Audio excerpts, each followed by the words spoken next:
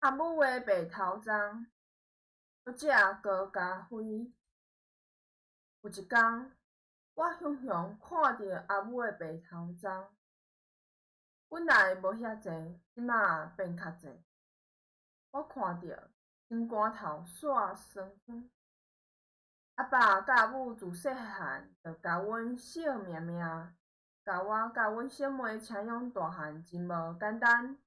俗语讲，天下父母心，倒一位父母袂疼家己的囡仔。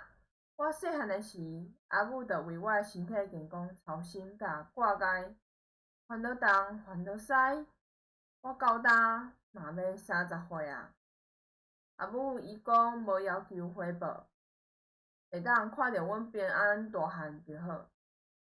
阿母，我会好啊友孝你，莫阁互你烦恼。阿母虽梦有白头鬃，毋过依然是我心中上水的阿母。你嘛是我人生中第一名老师。看你台文盲报第355期。